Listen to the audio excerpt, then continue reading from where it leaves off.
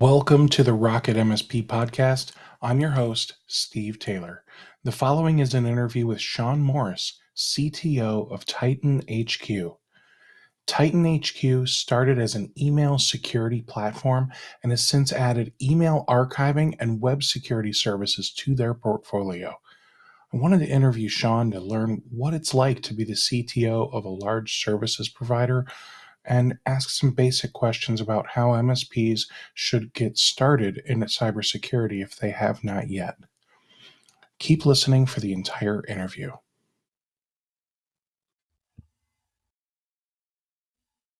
Hey, how's it going, Sean? Great, Steve. How are you doing?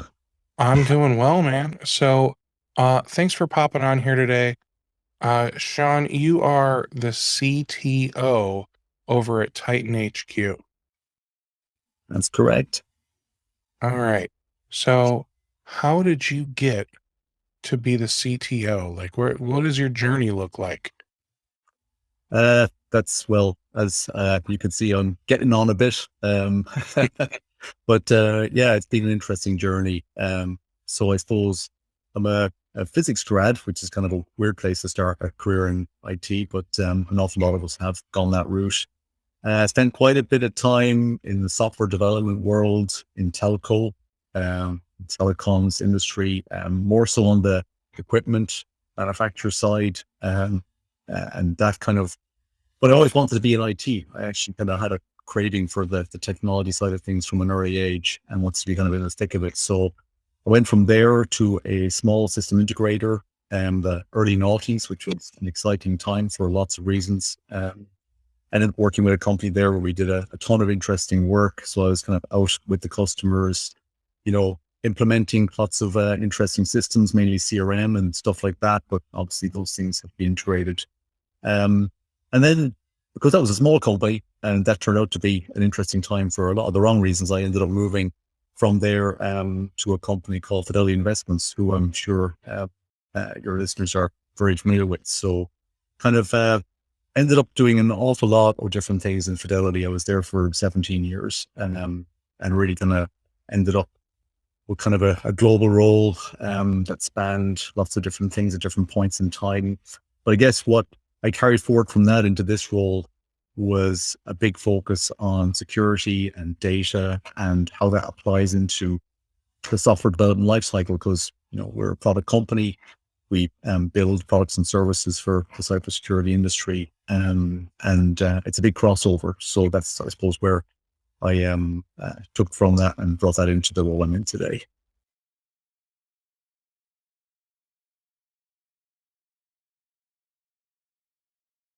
I think you're on mute, Steve. One of these days. One of these days, I'll not do that in an episode.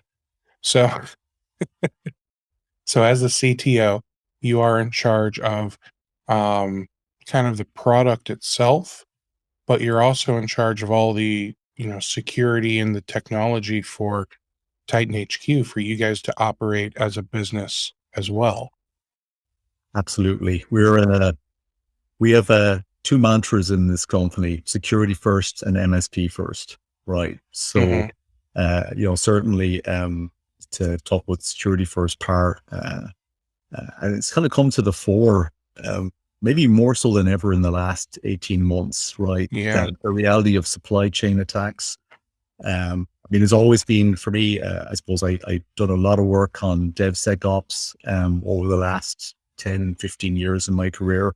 But this is where it becomes real, right? So are you really paying attention to how you are ensuring that every aspect of your business, your product, and your data are secure, right? So that's the security first part, and really focusing on those sort of domains, from a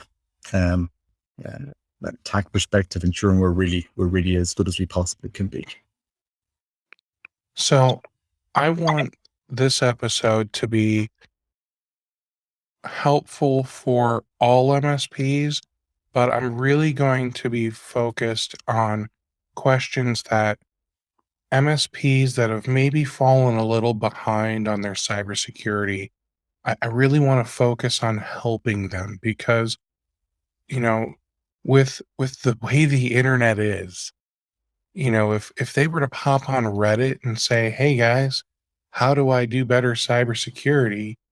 I would say at least 50% of the responses are going to say one type of mean thing or trolling or whatever, right? So you're almost discouraged to look to your peers for help in some of Mhm. these situations. So let's help them. Um, so let's start with the very basics. What is a cybersecurity framework? Yeah, it's a confusing area, Steve. It has to be Hmm. said, and it took me personally quite a while to get to grips with it. So I'm pretty sympathetic to anybody who's confused.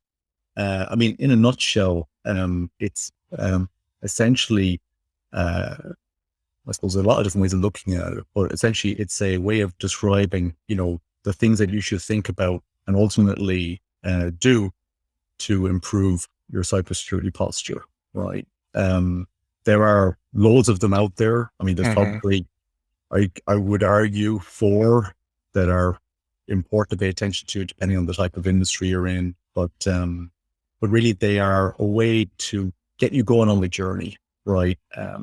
It's never green fields, even if you are at the early stages of thinking about cybersecurity. It's never really green fields. You've always done something. You've got some awareness, right? In fact, these days, more people than ever have more awareness because there's so much media coverage on cybersecurity and the issues it kind of presents. So the framework gets you going to think about, okay, what are things I should be doing? And what are the areas I should think about in relation to cybersecurity in my business? So and I ask that because a lot of people are aware, like, I need to be doing cybersecurity, and maybe they just think that means, I need the products that Titan HQ sells and like antivirus, and that's it.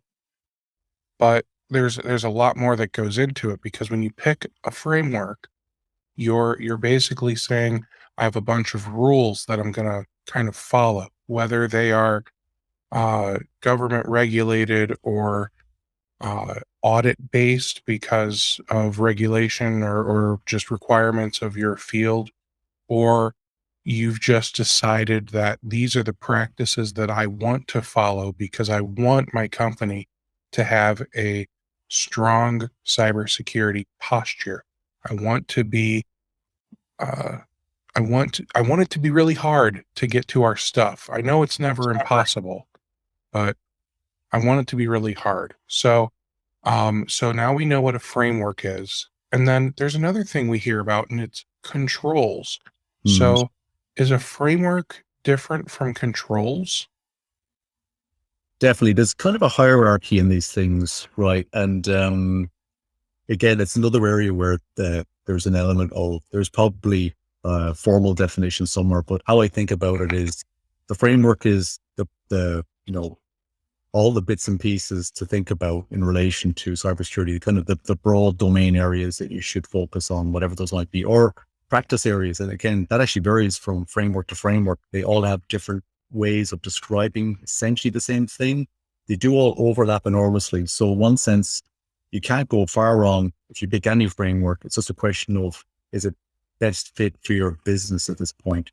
But the controls thing, Steve, it's like, if the framework is setting out the blueprint of the things you should think of in security, the controls are like the guardrails, right? So often almost synonymous with a process or a procedure, right? And the reason controls are important is in reality, if you do go to be certified, you want to be certified on SOC 2 or ISO 27000 or something like that, then the reality is that the visibility to that the controls are being followed, as in there's auditable evidence that you did the thing as often as it was supposed to be done, whatever you committed to. Um, that's the that's where the kind of rubber hits the road. So that's why controls are so important. And the other thing is, kind of, controls are also great in that great from my point of view, not always from everyone else's point of view. They're great because they're there to remind everyone what it is that the best practices rather, that we've decided we're going to follow in a given area when no one's looking, right? So it sort of sets out that, and I suppose a policy might say, we ought to consider how we're going to deal with data security. Your controls around data security will articulate exactly what's expected from everyone based on their role, et cetera, in the organization.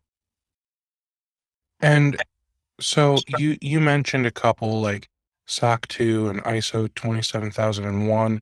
So there's not quite a few. There are tons of different cybersecurity frameworks, and sometimes businesses need to be proficient in more than one of them.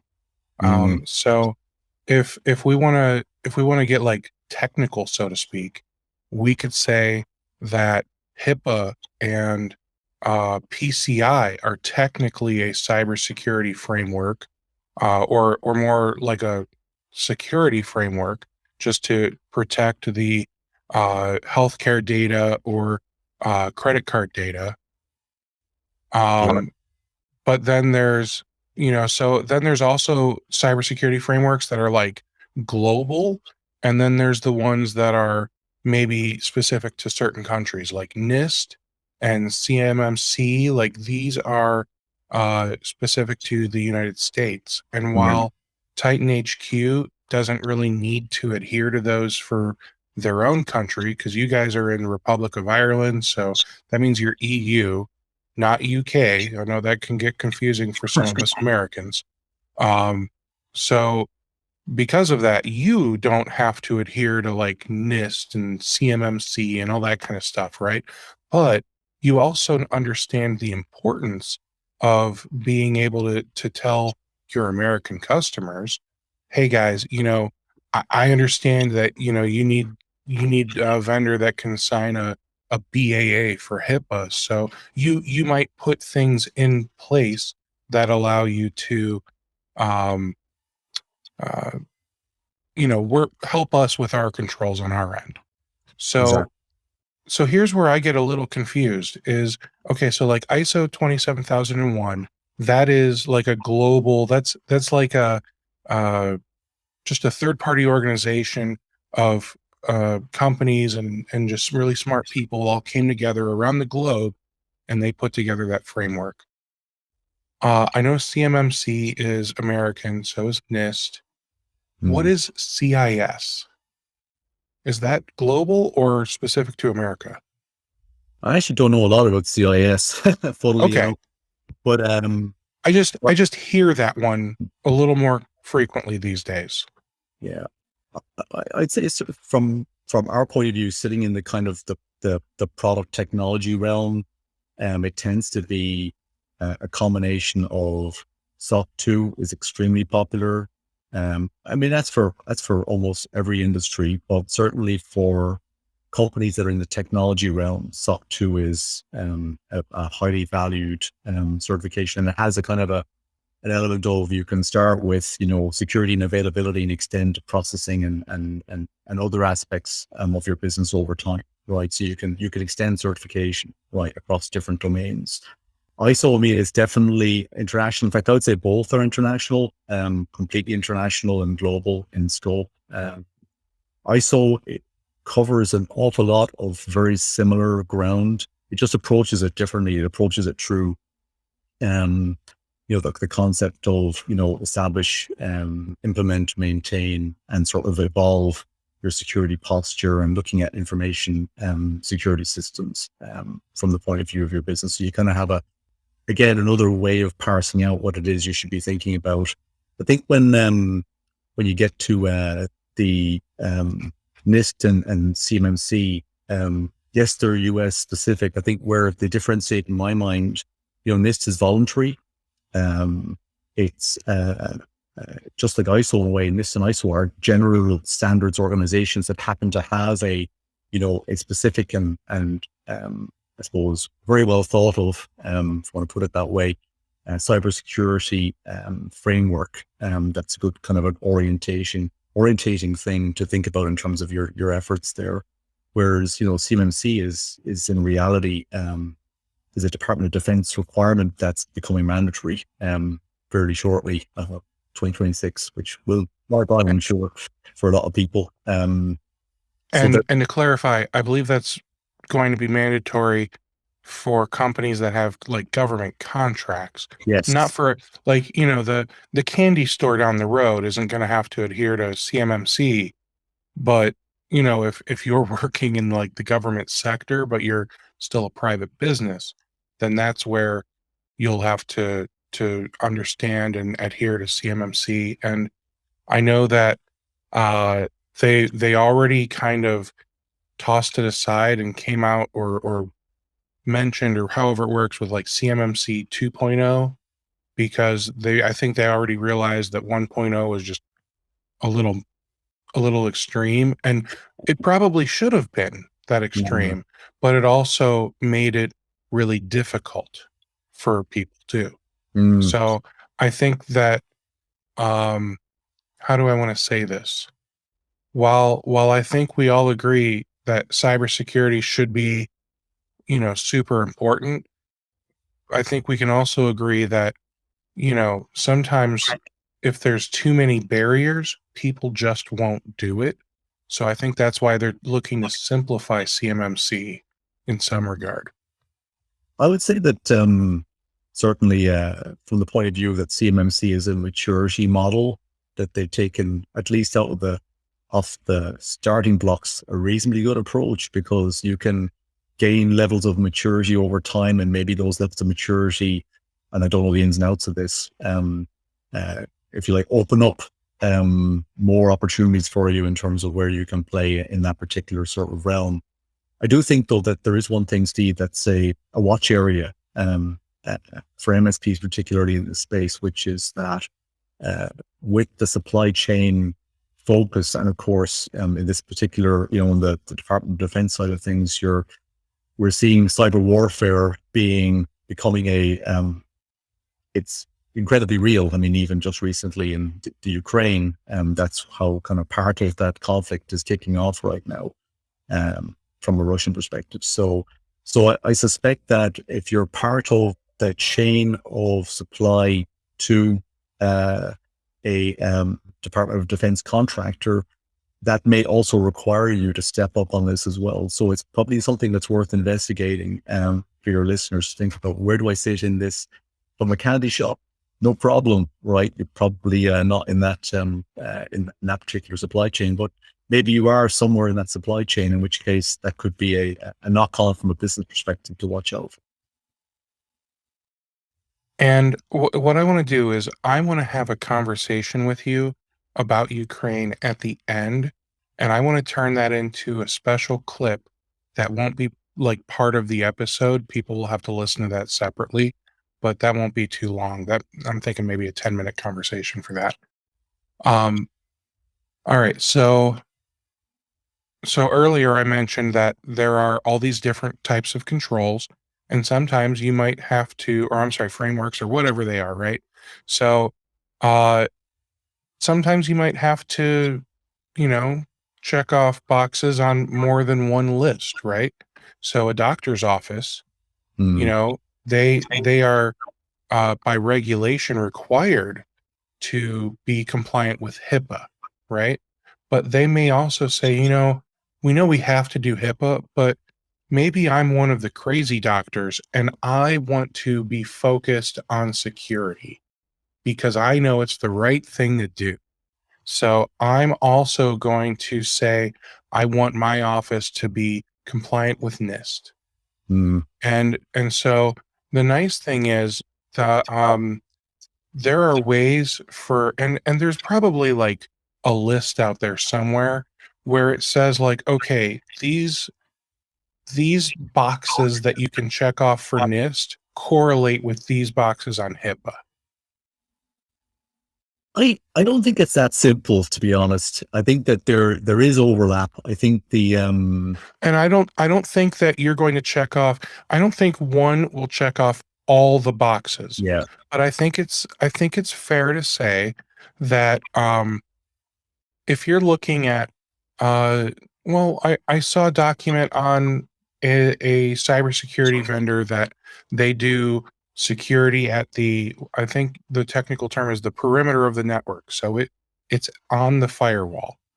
So Yeah. they are able to say, here's what we're able to help you.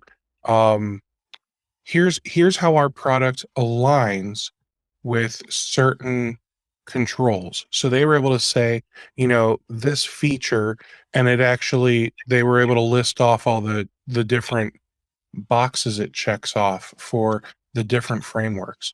Yeah. Now, every framework was not necessarily in every row, right? Mhm. So I understand that, like, just because a product has a boatload of features doesn't mean it's going to technically check off a box with every single cybersecurity framework, because let's just say something simple.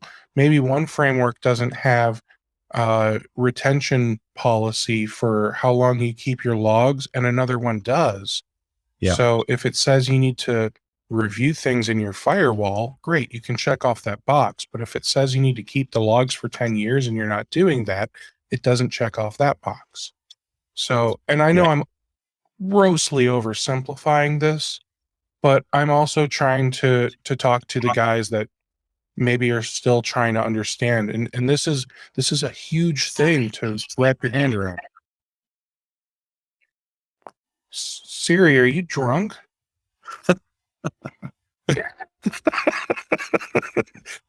I was like, oh. I hope you just answered that question, Steve. That's all I'm saying.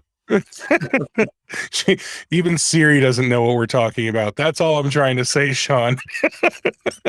Well, I think you hit on a good point there, and it's funny that there's kind of some philosophical differences between these standards as well, right? So, but they have, generally speaking, one thing in common, which is there's a bedrock of stuff that's kind of required to meet a minimum standard, and then there's what you're willing to commit to on top of that, and a lot of it comes down to doing what you said you would do, right? So whenever we're audited, we're not so much audited versus a standard that is, SOC 2, because we are SOC 2 certified. We're audited versus a standard of SOC 2 plus what we said we would do and what our controls are committing us to as an organization, right? And I think that that's a really critical differentiator, which is being certified versus a framework doesn't actually really guarantee you being highly sort of secure from a cybersecurity perspective. It's the work you do as part of certification and your general culture and your kind of posture and how you think about this stuff that really drives that sort of, mindset and result for your business. So I mean, just to give you a simple example, right? A good example of a requirement, certainly for SOC 2, and probably for every standard is, do you do risk management? Do you have a risk register?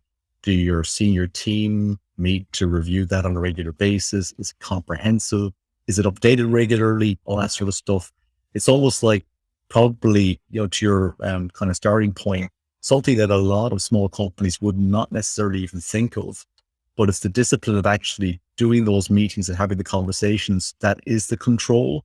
But what you decide in those meetings is kind of how you then influence the outcome for your own business from a security perspective. So,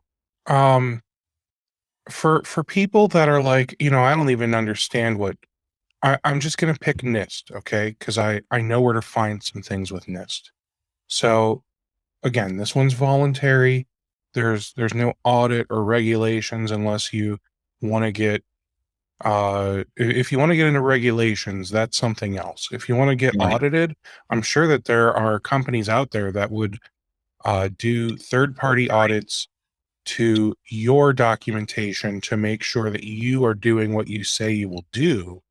Though that's a very real thing, Yeah. but it's not a required audit process to say that you adhere to NIST. It's not a regulatory compliance that you have to do. Right. So with NIST, it's called the NIST CSF Cybersecurity Framework, and they have a document. It's called Framework for Improving Critical Infrastructure Security. The latest version is 1.1, and that's from April 16th, 2018. And let's be honest, some things probably need to be updated after the last 18 months. However, this document, the title sounds scary, right? Framework for Improving Critical Infrastructure Cybersecurity. That sounds like it's going to be an intense book, and you're like, where's the for dummies version? But this document, including the appendices, is 55 pages. And Mm, and you might even be thinking, wow, that's a lot of pages for like a PDF. I was looking for like a 3-page explainer. yeah. But I mean, I think this is probably going to be like the easiest explainer that you can get. Now, Sean, have you read this document? No, I have not. I haven't either. There's a lot of words that are big and there's a lot of acronyms. Um, so if I look here though, like in the table of contents, it has uh once you get past all the acknowledgments and the executive summary and all that, they've got 21 pages of actual stuff to read, right? So they go from the framework intro to basics to how to use the framework, self-assessing cybersecurity risk with the framework. Mm. And then, like I said, they've got appendices. They literally have 25 pages of appendices. Okay. So, and for those of you that don't know what I'm saying, it's appendix, but plural. Um, so they've got over 20 pages just of framework core appendix. And then they've got a glossary and an explanation of what some of these acronyms mean. Mm. Um, so it really, if you think about it, like, okay, if I just wanted to read about it and not dig into some of this stuff, maybe it's only 20 pages or 21 pages, right? That doesn't seem as scary as 55. 55 really shouldn't be hard. Like for some people, you should be reading books, and 55 pages isn't a very long book. It's Yeah. going to be an intense book, but it's not a very hard book. So I'm going to challenge myself to read this month because I want to better serve you guys, uh, the MSP community, and have a better understanding of how this stuff works. But when when you do go through this thing, you're going to learn that there's different functions within the NIST framework, Mm. like identify, protect, detect, respond, and recover. And then within those functions, there's going to be categories and subcategories of the different things that you should be doing. And they're not saying you should have antivirus and you should have spam filtering. I think they're a little more vague in what they're saying. Am I correct, Sean?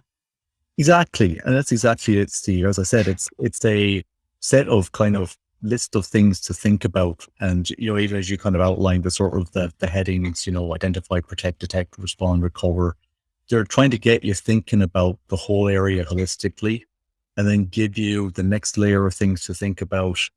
And maybe there's some best practices highlighted in there, but you can't document all the things that people should think about because, as you know, it's all moving along so quickly, right? Well, Um, not only that, but let's say, I've got a checklist for NIST. Like that checklist might be great for one customer because mm, maybe you use that one customer to build it. But customer two over here, well, maybe their business is bigger mm, and it's a bigger beast to tame, right? So yeah, you might actually need a few extra tools to get the job done, or you may need a few extra concepts to think about. Maybe not necessarily tools to accomplish, but maybe you need to check off a couple extra boxes within a tool just because of the yeah, the size and nature of a business. So when you think about your cybersecurity framework, it's not here's a list of all the things and all the things I need to do, and there we go. Now we're compliant with NIST. Like it doesn't work that way, right? I honestly think that's the worst possible outcome. Okay. you know, it that you kind of dust your hands off and say, "Yep, I'm all set here." Time to crack open a beer and not worry about anything. I kind of come at it from a completely different point of view, which is these are great kind of guardrails and things to think about and prompts. But just like the training wheels on a bike when you were a kid, you kind of should grow out of them and move past them and almost start to have your own opinion by virtue of your knowledge of your own or your customer's business. What's the best fit solution that gives them the best bang for the buck on security for them? What are the things that they're worried about, right? I mean, we talked about healthcare earlier. That's been a really hot spot for ransomware attacks, right? So that might be their focus. They might consider that from their own business perspective, a really high risk thing. So that then becomes a higher level of focus. And then you start to think about tools that are, or maybe from their budget perspective, where's the best place to spend money from the point of view of what they're concerned most about from a risk perspective. But I think that's the allure and danger of frameworks all rolled into one, is that it makes you feel like you're being successful, but in reality, you still have to think for yourself independently and figure this stuff out, right? So let's make some recommendations now. It's important for MSPs to understand which frameworks that their customers have to adhere to. Like, if you want to support medical practices and companies that have patient data, then you need to understand HIPAA, and at least on the technology side, understand what things you can and can't do. Not should or shouldn't. You need to understand what you can and can't, right? Yep. Because there are things that you literally can't do by law, right? Yep. I can't just call the doctor's office and say, hey, I heard Tom Brady goes there. What's he seeing you for? They can't just tell me that. It's not that they shouldn't, which they shouldn't, but they literally can't. It's a law, okay? So those are can and can't. But you should also decide, like, okay, so if there are frameworks that are voluntary, right? So I decide I want to use NIST or ISO or whatever. There's a bunch of the voluntary ones too, I'm sure. But I think NIST and ISO are probably the two biggest. You argued earlier that there are 4 frameworks that are really important. I'm sure NIST and ISO are 2 of them. Yeah. What are the other 2? I would say SOC 2 and CMMC. Okay. Right. So you should, as somebody who's saying, I don't know where to begin, I think the first thing that they should be doing, or that you should be doing, is read about these different frameworks. And if you say, okay, I want all of my customers to be compliant with NIST, or I want what I'm doing for them to be compliant with NIST for whatever reason, right? Then learn NIST and learn how to use it. But if you work with medical, you need to learn HIPAA. If you work with clients that maybe you work with a lot of retail clients, then you need to familiarize yourself with PCI DSS.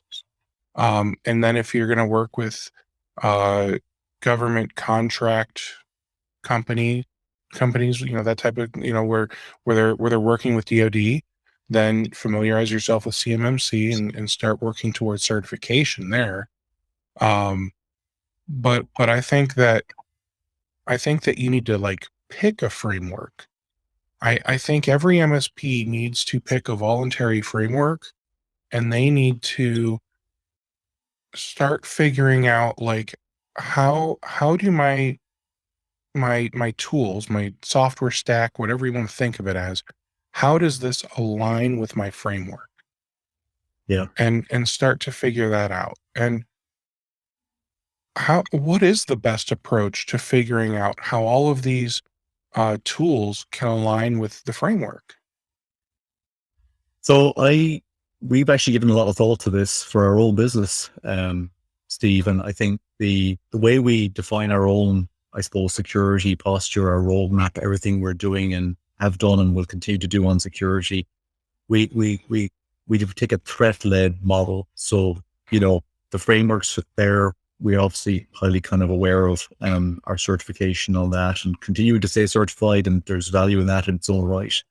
But we kind of look at it through the lens of, look at all the potential things that could happen to us from a cybersecurity perspective, all the threat vectors, right? There's threat vectors for your company, for your systems, your data, and for your product. And you really kind of have to sit down, and we do this on a very regular basis, right? Sit down and go through what are all those threat vectors, right? And look at what we've done and assess it critically, really kind of, it's kind of a, think about it through the worst case scenario. Have we really done what's necessary to protect us in this situation? We have the right things in place. And that then, leads you into the roadmap of what do we need to do next, right? I think to your point about the, people getting familiar with the frameworks, I think that's, it is a journey. You've got to go out and read and explore and talk to people and learn more. But I think we sell the tools, so we're very cognizant of the value they add, right? They add an enormous amount of value. But I think from the point of view of this conversation, it's great if you can think about the threat the tool prevents, right? And how that fits into the risks you're trying to manage for your business. And then you're making the right choice because you've actually got the why all sorted out up front as to why. And in fact, from the point of view of an MSP, the real value there on top of all that is when you're actually discussing it with your customer, you're not just saying you should install X. You've got the whole, this is the threats you're potentially facing as a business. This is how this will protect you from that, how it fits into a broader picture. And ultimately then it becomes a really easy sell. You should implement the whatever the tool is you want to implement, right? So that's how I think about it anyway. All right. I like that. And it's, it's kind of twofold. One, you've got all these tools that you currently have. You need to figure out, I'm going to keep using the metaphor, which boxes do they check off as part of that framework, right? And do you have a bunch of overlap? Like, do you have two tools that are checking off the same boxes? Mm-hmm. Do you need to be using both of them? Like, you know what I mean? Like, yeah. Does it make sense for you to actually have both, or can you just use one? And that's that other thing where it's like, I know security is like an onion. But I always think of it like, 10 years ago, I remember you don't want to have two different antivirus apps running on the computer because then they'll just fight, like when one's doing its job, then the other's going to see the one and be like, oh, this is a virus, but it's just antivirus software. So, or that was always the fable that we told each other. So, so with that, should we have like, okay, we can get the spam filter by Titan HQ, but should we use that and then like iron scales with it? Like at what point are we just creating overlap and just paying for tools to have tools? That's a great question. I am biased, Steve, just to put that on the table up front. But I understand. But that being said, right, and I would say, no one wants to see anyone waste money, right? I mean, we should all be, and I know the Lightning Shoe is definitely in the business of creating value for our customers, right? That's the number one goal here. That being said, right, it kind of comes down to understanding what you're trying to achieve. So, to take a specific example, so what's the threat you're worried about?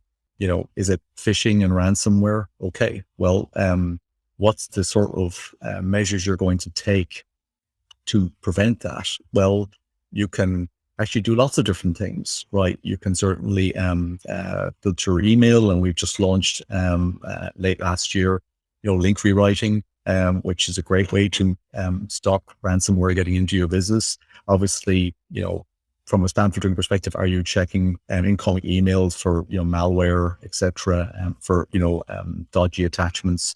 All that is part of it. The origin of your emails, all those sort of things from a spoofing perspective, and so on. But there's another aspect there which is, have you trained your staff?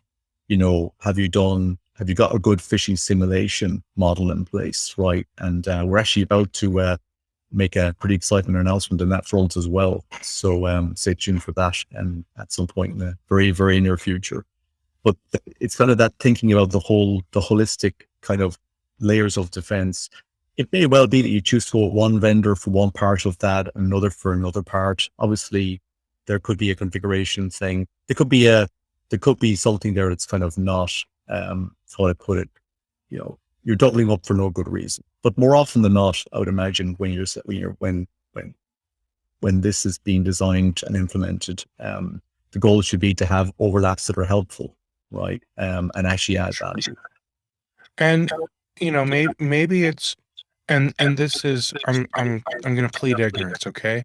Maybe the Titan HQ spam filter is like really great at looking for one type of email threat, and then there's another product that's really great for looking a different type of email threat. So maybe you're doubling up, because while they're both checking off the same boxes, you want to make sure that you're protecting from all the different types of threats, because even though email is a single threat vector in a certain way, there are different types of threats.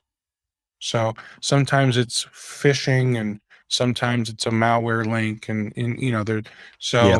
So yeah, there's just different types of threats, and I'm not gonna expect you to say, oh well, yeah, our software is not very good at this, but the MSPs may have found that they have better success using one type of software for one type of threat and another software for a different type. And that's okay, as long as they know that that's why there's the overlap, right? Yeah. And the other thing to keep in mind there is that, it's an interesting time in the cybersecurity industry generally. There's a lot of investment.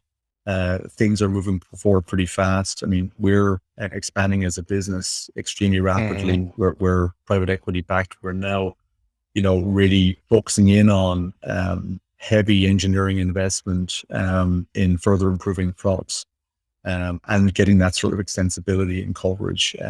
So it ultimately comes down to, like everything else, what you think your real need is, what's the right value point for the problem you're trying to solve, and there's all sorts of other factors that can come into play there.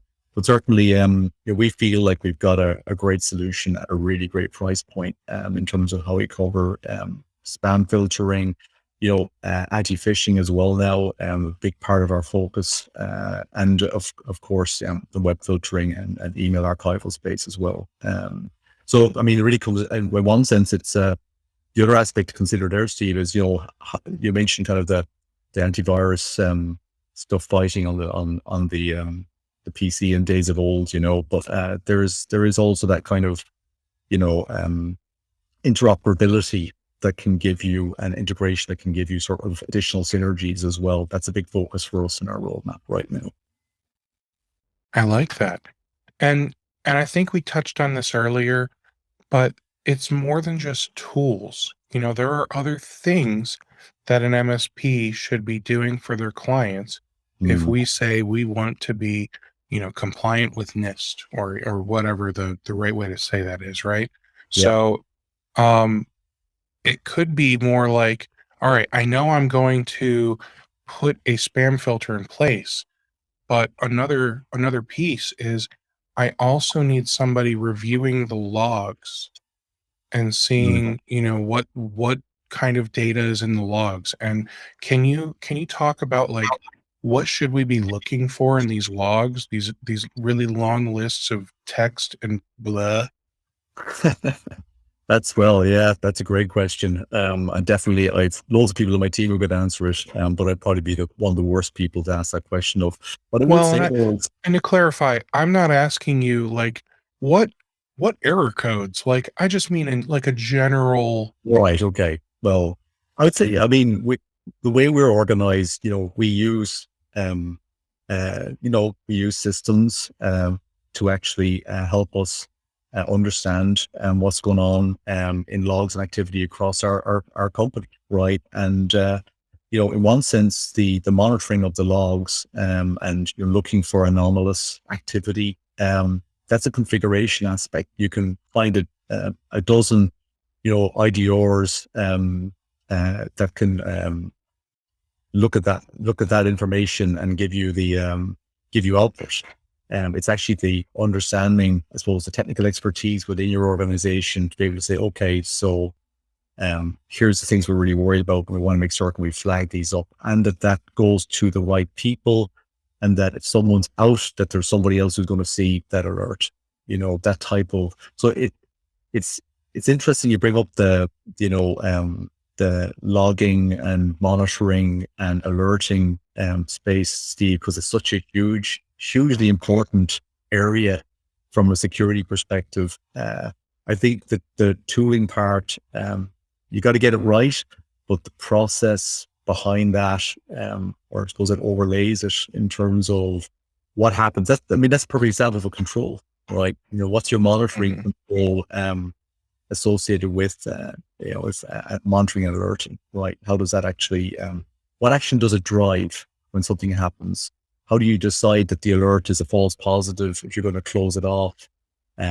What's the action if it turns out that it is not a false positive? This is real. It needs further investigation. And what sort of timeline or SLA should, your customer expect in terms of, that monitoring activity, right? So there is, for me, it's always all about the process. The tools are the enabler, right? And that's exactly it. The tools are a piece of this pie that is cybersecurity. And I mean, if you're like me, like I love pie, so you should eat all of it, not just a piece. Eat the whole pie. Yeah. So we know we've got, the tools, and we've got like logs and other things that we should be reviewing. And then I think that even if it's a voluntary framework that we decide we're working on and that's it, that's fine. You got to start somewhere, right? You should still also be doing something to like self audit. So, okay, I say I'm doing all of these things. Now, maybe this employee should go look around and make sure that we're actually doing what we're saying we're doing. And if we're not, I'm not going to say it's okay, but you can't like beat yourselves up about it. What needs to happen is, oh, we have a deficiency we didn't realize we had. Now we've got a hole to patch. And that's the most, that I mean, I think they're all the most important thing, right? But that is the most important thing in some regards, because you need to know what you're not doing right.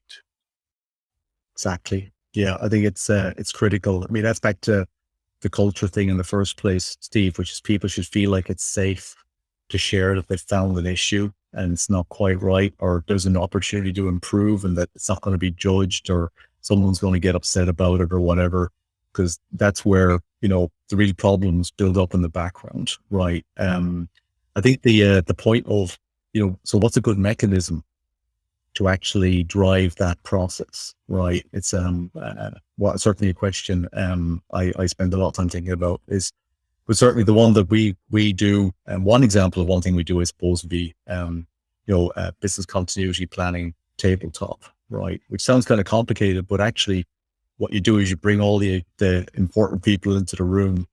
Yeah, you have one person, in our case, our head of security, and they come up with a scenario, which is something's happened. We got an alert. We've seen this information. It looks like it's real. What do we do now? And the great thing about that exercise is that it forces everyone to understand the framework, the policies, the controls, the processes, the tools. You've got to kind of have, you've got to navigate all that in the simulation, right? And I suppose if you can think of it, it's a bit like Dungeons and Dragons a bit like, so the head of security is the dungeon master, and the rest of you are working your way through that maze of this is the problem that we've just been presented with, and how do we use what we have at our disposal to figure out how to actually get through this, and what are the things we should do. And what's great about those processes, and we do it every 6 months, right? And they are intense. Everyone's very engaged because it feels real, which is what was great about it, right? But it also you find your deficiencies pretty quickly. Whether it's do people even know what the procedure is they're supposed to be following? That's kind of it's sort of a finding the information you need to use fast is kind of a basic starting point, right? But you'd be surprised how that can be a blocker to start with, at least. Mhm. But it gets everyone educated, and it's like a training session, but you're making it, the stakes are high and it counts, and you're kind of scoring yourself on it as well as a team. So I gotta we've not say, really. I love that, Sean. But there that brings up the awkward conversation now. For some of these MSPs where it's just one guy, it's Mm, going to be really awkward for him to play D&D by himself. right. Yeah, it's So, true. so Yeah. how does he do it? What does the one man MSP do to make sure he's doing it right? I think that's part of the value proposition you're bringing to the table, Steve. You gotta have friends, right? You've got to have people that you can talk to that will give you a point of view, especially if you're operating by yourself. You've got to figure out a way to get some external insight on these things. None of us is that good, to be honest. That's the reality.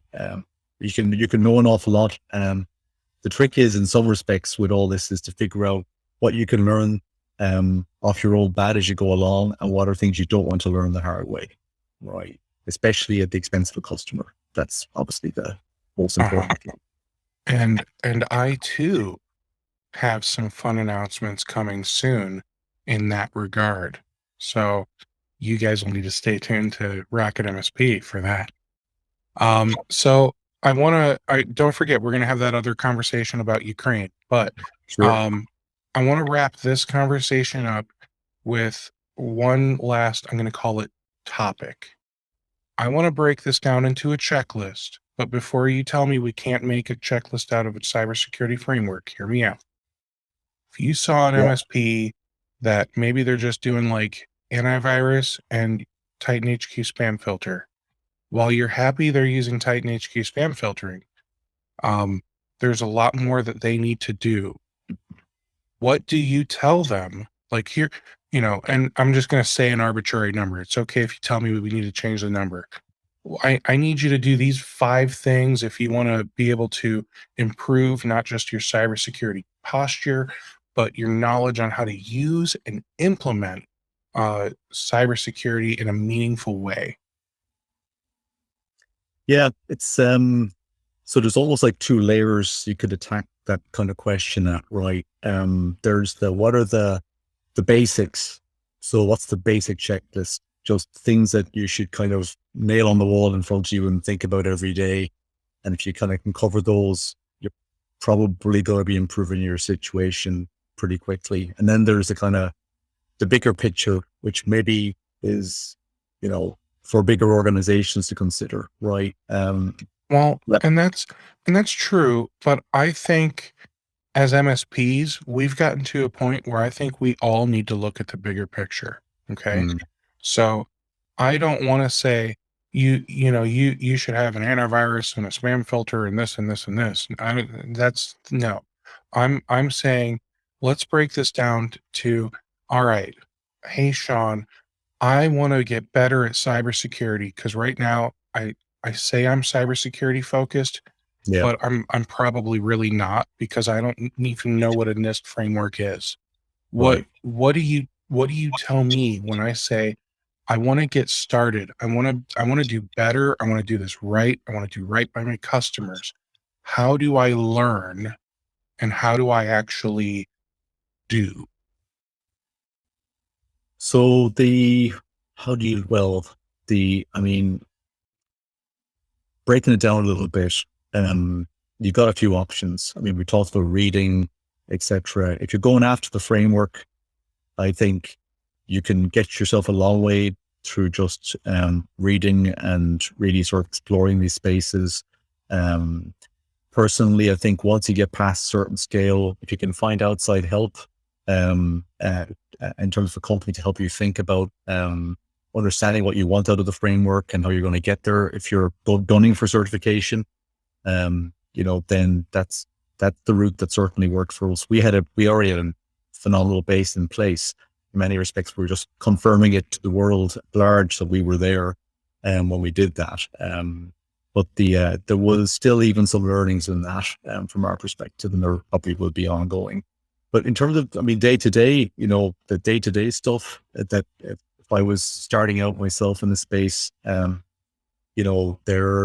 kind of the motherhood and apple pie of this is really comes down to, things like, just patching everything all the time and making a discipline and a kind of control around that and making that sort of the basics there. The, your own training and training for your customers, whether that's, phishing simulation, awareness of, just awareness of what cybersecurity risks there are out there. There's a lot that you can do there for yourself. I mean, one practice I have, I use Flipboard a lot, and it has some phenomenal cybersecurity magazines. And every evening, when I find myself tempted to do something a little bit less productive, I read that for half an hour. And it just every single day, something new goes into my head off the back of that. But it keeps me up to date on what's going on in the world, what types of threats are occurring. Obviously helps drive our own sort of broader perspective in the company. But for me personally, in terms of my learning, that's a great one. I think that, that kind of building, even if it's the basics to start with, thinking about how do you monitor stuff? How do you have eyes on when you're not there, right? And how can it get to you quickly if something is looking a little bit, out of kilter, right? That's another, key basic thing. Another one that I think, from an MSP perspective is really important. As you look at 2FA and MFA are, just the best in terms of stopping anything to do with sort of authentication attack, right? They're fantastic. So any BEC attack will be stopped, virtually any. So that's another basic one, right? And then finally, backing stuff up, right? These days more so than ever, right? You've got that challenge of ransomware attack, encrypted data that can potentially be, made public or whatever. That's one type of issue. But the bigger issue that we see with ransomware attacks, is that it takes the business down. The business stops making money. Whatever it is that organization does stops. That's the ransomware, the ransom is one issue, and data loss and so on is another huge issue. But your business not being able to operate is the biggest issue without question, right? You have to be able to run your business. And that's why backup is so important in thinking about what are you going to do there. And being ultra paranoid when it comes to backup, air gap to backups is where I would suggest people think of that. It's not that hard to do. It might be, you gotta measure your expense there, storage and costs and all that sort of stuff. But if you can get it somewhere where no one else can get at it, right, and keep it updated pretty regularly, that gives you or your customer specifically a get out of jail, right? If things really go south, right? And of course that has to go hand in glove with a little bit of DR every now and then, right? So if you got the backup, it's only as good as you know it is by actually using it in anger to confirm that you could reinstate key services for your customer, right? So thinking about all those different layers, can we get trained? Can we get ahead of these things? All the way down to if something goes really badly wrong, I can still get things back up and running. I love that, man. Thank you so much. I really appreciate you coming out here and having this conversation. I'm also really hopeful that uh, to the MSPs that aren't doing cybersecurity, or they know they're not doing it as well as they should, um, you do need to find like a group of people that you can work with that can help you along. It's okay to admit you don't know, but be careful who you admit it to, because if you do it to all of Yeah. Reddit or all of Discord, you're gonna get some people that are gonna tell you that you should just close your business and just go deliver pizza, because there are people out there that I think that this world has jaded them, and uh, for whatever reason, right? So, you know, find yourself a group of 5 to 10 MSPs that you can sit down and round table this stuff out. Sit down with somebody that's actually an MSSP that has proven that they know what they're doing, and see if they can mentor you. Um, but more importantly, look into ISO 27001 or NIST cybersecurity framework, and figure out which one speaks to you, and pick one, and say, you know what, I'm gonna make it my goal. It's still early enough in the year. We're not done with January yet. Let's make it your goal to pick a framework and to start implementing it, and see how far you get in the year, man. Who knows? Maybe you'll like have this like newfound confidence, and you're going to go out and you're going to pick up better clients, and you're going to make more money, and you're going to charge more, because now you're able to say, hey, we adhere to NIST and or ISO or whatever, right? And we can never guarantee that you'll never get hacked, but we have a lot more measures in place than, let's be honest, the average MSP. And our goal is to safeguard your data. Absolutely. It's a huge marketing aid, but I mean that in the most positive sense, as you point out, Steve, which is it builds trust with customers to see that you put the effort in, to engage with a framework, to think critically about how you do things. And ultimately, that's just so reassuring for your customers if they see you're making that effort, because it's, I think it's becoming a standard. I think that's one thing we can say over the last year or two. There's been so much more media coverage around, cybersecurity issues, ransomware attacks, etc. It's kind of it's mainstream media coverage these days on this. It's not a niche thing anymore. So that that's putting this stuff front and center in everybody's minds, right? The candy store, the dental practice, it doesn't matter. Every business suddenly is quite concerned about this stuff, So I think that is sort of a big driver, Well, thank you again, Sean. I really appreciate this conversation. Now, let's talk about Ukraine. Here's where I kind of stand. We just had a great. Let me give some feedback. Background first. Um, Gosh, I almost feel like we should start over. Hi. whatever you like. So, we just had a great conversation about cybersecurity. Go listen to that episode if maybe you just don't feel like you're doing cybersecurity as well as you should. It is geared to the beginner, just to warn you. So Ukraine, I'm in America, and because of that, physically, I'm not really close to the Ukraine. Like, you are in the same. Well, yeah, Ukraine's still Europe, right? It's Yeah, hard when it's Eastern Europe, right? Like everything that was east of Berlin, I think all that was USSR, right? it was certainly the the Soviet bloc, I guess, is the Yes, official term, that's right? But they were different countries, I guess, but certainly under the influence of the USSR at the time. Yeah. okay. And so to show my age, I'm in my late 30s.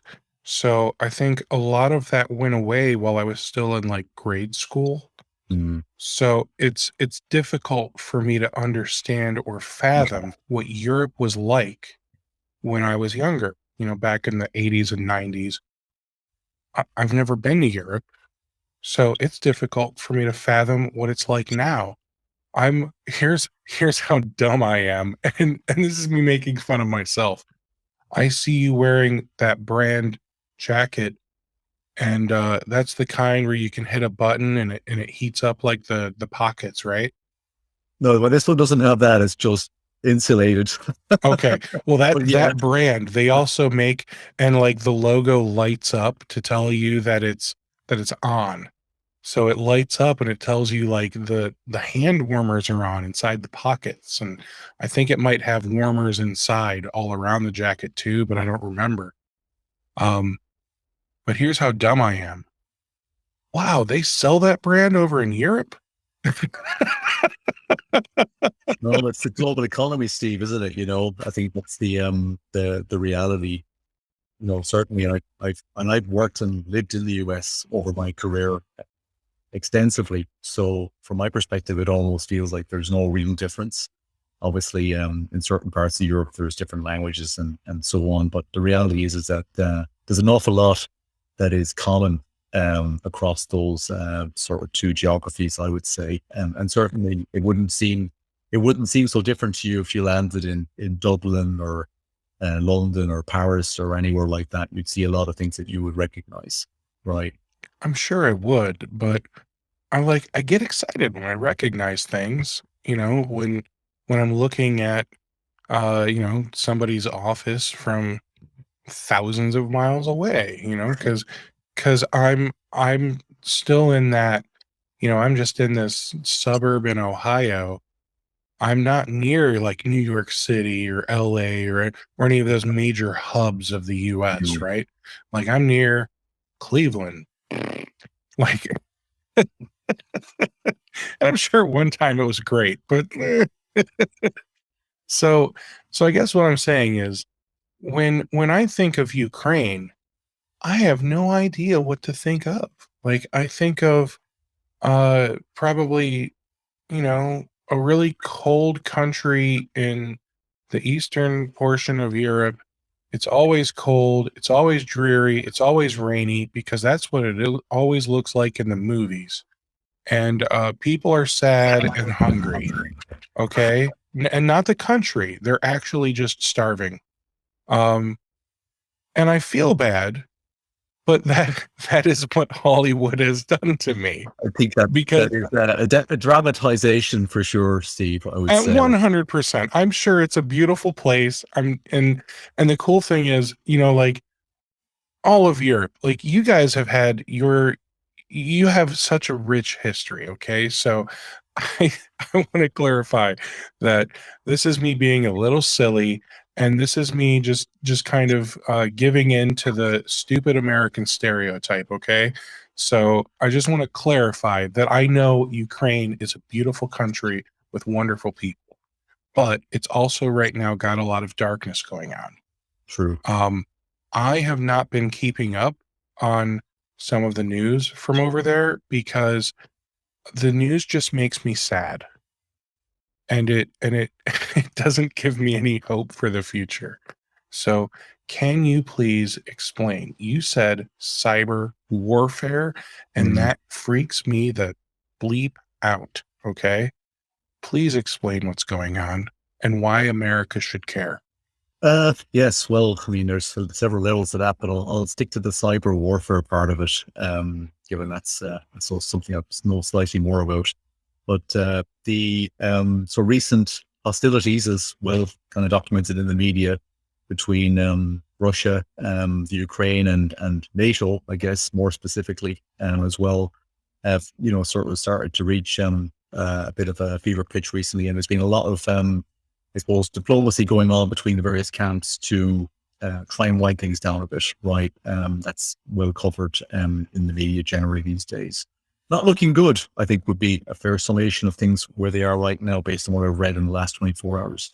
I suppose the other key thing that happened, maybe two things that are noteworthy for your listeners to think about here. One is that part of the initial, I guess, saber rattling that's taken place by Russia has actually involved a pretty extensive cyber attack on both government and commercial entities in the Ukraine, right? So that's, obviously disturbing for folks in Ukraine and those businesses and for that whole country, which is, it's a big country, right? But the other aspect of this that's interesting is that, the Ukraine is actually a pretty popular location for and has, many trade relationships with other countries, including the US, for a variety of reasons, right? So I think earlier today, CISO released, I guess, an advisory for all US companies, institutions, etc., to consider how to harden further your security measures if you have any working relationship with Ukrainian companies or with Ukrainian entities, right? On the basis that they are an obvious and proven already target for I suppose Russian cyber warfare attacks. It's, as I think everyone listening to this will know, extremely hard to know how far these things will go, how much of it is distraction from something else, how much of it is part of a broader play. I suppose only they themselves will know that. So then it kind of comes down to what can you do from your own perspective if you happen to have a relationship with a Ukrainian company as a partner in some way to ensure that you're not exposed by virtue of that additional risk that this is going to bring to the table. So the thing that I think I want to ask is, right now, I think it's been years now, because it's really difficult. 2020 was a hell of a decade, right? So, Russia is wanting to invade the Ukraine, and we I think my assumption is because Ukraine, doesn't it border um, one of the seas out there that has access to the ocean? Yeah, so it's the Caspian Sea. Yeah. So it's able. Russia does not have any ports on the west that aren't surrounded by like icebergs. Well, I don't know that that's the issue, Steve, to be honest. I think that it's more likely, from what I read, that Ukraine, it was a Soviet republic, or whatever you want to call it, back in the day, I suppose back, as you say, in the 80s. With the breakup of the Soviet Union, it became its own country. And it's been on a journey to becoming essentially a Western democracy over that time, which culminated in a fairly well publicized, I suppose, war that took place in 2014 within that country, where essentially the people of the Ukraine opted for democracy and sort of moved in that direction. So now they're a Western democracy, but they border Russia on a substantial part of their border, and I think Russia is quite concerned about the idea of the Ukraine becoming part of NATO, or generally speaking, that sort of close proximity of a Western military presence to their border. Because right now their border includes Poland, which is EU, Belarus, which is a former US or sort of a former USSR state, but still very closely aligned with the USSR, and the Ukraine. Right, there might be another few bits and pieces in the middle there. I'm not that good at Eastern European geography, but that's good. So it's not just Americans. No, well, it is a big place. I know it reasonably well, but it's more to do with that type of political. That's the political driver. I'm sure there's loads of nuance in this. I'll be honest, John, I'm not a geopolitical analyst. I'm a CTO, so I definitely want to stay away from what I'm not good at. But it certainly is. It's And being I driven by understand. that. I do understand that, and I guess all I'm asking is for opinion-based stuff, because let's be Yeah. honest, that's all the news is anyway. So let's give our cybersecurity analysis of what's happening. So okay, Ukraine is kind of a big country though. So uh it would make it so that way they are closer to the West if they took over the Ukraine. You know what I mean? So sure, like they'd have Romania and Belarus. I think it's Moldovia. It's MOL period. I'm making assumptions We'll go now. over. Yeah. Uh, Czechoslovakia would be close. Estonia, Latvia, Lithuania, like all of those would be close. But Finland, Sweden, Norway, aren't those EU? Yes, essentially, it's a bit more nuanced than that, but yeah. Oh, so Yeah. can you explain that? The quick version So without offending them. no, I'm afraid somebody from Finland or Sweden will call me up and give me a hard time. But yeah, so there's kind of layers of membership with the EU. Roughly speaking, very roughly speaking, I didn't know that. Norway is sort of a member. Yeah, they're a trading partner, and Sweden and Finland are members, right? So I think that's just the nuance there. But you're pretty much spot on there. I mean, I suppose the bottom line is it is like all these things, Steve. It's been driven by a variety of factors, mainly driven by I suppose military considerations, and obviously I suppose competing ideologies, as it always ends up being, I guess, in these cases. And there may well be other factors at play, but those are probably some of the big ones. I think the takeaway for us from a cybersecurity perspective is if you are dealing with businesses in the Ukraine, I suppose there's two things that we're certainly conscious of right now, thinking about this. One is, as CISO have already pointed out, and that's actually a great document. I can find the link after this and post it in the chat if you like. But that would be great. Here's the things to think about if you are in that position, and things you could do to up your game if you have concerns, and you should have, about a potential, I suppose, push through. I suppose that's the thing. The focus from, I mean, the Russian sort of cyber warfare kind of, I suppose, or whatever that is. That's it's hard to predict what the implications of that will be for businesses in the Ukraine. So therefore, one should take measures and assume the worst in the short to medium term. The other thing I think would be important to think about, which is less of a cybersecurity issue, just a general issue, is if you have dependencies on businesses in the Ukraine, if things do get, I suppose, moved to the next level of hostilities, what will be the implications from your business's perspective with that, and how do you deal with that, right? So those are the sort of things I'd be certainly personally recommending people think about.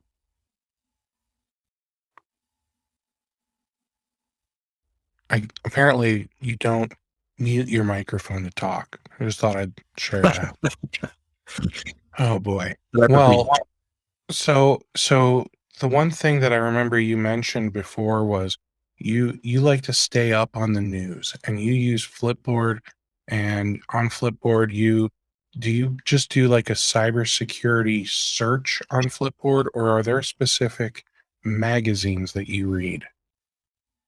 There is publications, or you know what I mean? I tend to pick out the topics I'm interested in, And that's the great thing about Flipboard is you can search in I think the term it says, what's your passion, right? Mm-hmm. Very end of the list when you're looking at the app. I tend to use my phone for that sort of stuff. But if you search for cybersecurity there, you could just click on cybersecurity. Then it will give you a subset of areas of interest in relation to cybersecurity, and you can set it up as one of your magazines, and it will just add new stuff in all the time, right? In fact, by the time I've finished reading 10 or 15 articles, it usually says there are new articles in your feed. So it can get there can be a little bit of repetition in the way that the engine works on that to pull stuff in, but generally speaking, it's a really great labor saving way to get access to, what's being published around cybersecurity in the world at large. I like that. So, for those of you who maybe don't use Flipboard, consider it, because that one is, I'm going to call it device agnostic. You can get it on Android and iOS. And maybe you're one of those, I'll call you weirdos, because you've got an iPad but an Android phone. You can use the same Flipboard account on both. But maybe you're just a great guy like me and you use Apple everything. I'm sure you can do a cybersecurity search in the Apple News app. In fact, you can. The top result is cybersecurity in topics. And you can follow that topic and it'll give you stories, I'm sure, just like Flipboard, for everything from, Vice and CNN to PC Mag and Entrepreneur. So anything cybersecurity related, it'll kind of group it all together for you. So I like that Flipboard. It sounds like it helps you dig even deeper through cybersecurity, whereas Apple News, it seems like it's going to very much be, if you type in cybersecurity, you're just going to get generic cybersecurity. When you dig deeper, can you give me an idea of some of the deeper kind of topics you might find yourself in with cybersecurity? Yeah, it's pick up just a recent example. S-bombs, right? Actually something that is kind of just starting to come to the fore, I would say, in the last, well, for me, probably within the last year. So what's an S-bomb? It's a software bill of materials, right? So I guess the question is, well, what is a bill of materials, right? So, bill of materials is kind of a bit of a term from a manufacturing perspective, which is all the bits and pieces you'd need to build something. If you were in a factory or manufacturing or whatever, an S-bomb is actually essentially the exact same thing, but it relates to an application, right? So it's, what are all of the components that you use to build your application? And that might seem a little bit odd, but these days, so much of what makes up everything that we use, every application, as I watched your recent podcast on that, Steve, on Log4j and that particular vulnerability. But that's just an example of an open source package that is highly prevalent in any sort of Java stack based development, right? So an SBOM is a great way for, I suppose, from a vendor to a customer perspective, to share this is what's in the application and to confirm that we are up to date in terms of, that we have no open present vulnerabilities, in terms of particularly the open source or third party components that might make up a product. But that's a very recent thing that's come up. That's just an example of something that's kind of come up from that sort of feed, Steve, because it's back to the supply chain thing. You've got to be able to trust, if you're buying from Titan HQ, you got to be able to trust that we've done our due diligence, and that we've forced anyone that we're working with to ensure that they've done their due diligence, right? And so on and so forth. And that's how you make the supply chain secure. I really appreciate that. Sean, thank you so much for coming on and speaking with me today. This has been a treat, and I do hope that you guys will come back and tell us more about your products sometime. I would love to do that. Absolutely, Steve. It would be a pleasure. And thank you so much for the invite to come on. It's been an absolute pleasure. Really appreciate Absolutely. it. And speaking of which, Sean is again from Titan HQ, and can you just real quick? You guys do DNS-based security and filtering, Yep. email spam and phishing attack prevention, email archiving, and then encryption. So email encryption. So a lot of email, and then also some web. And fingers crossed, you guys are going to start to get deeper into cybersecurity functions for MSPs.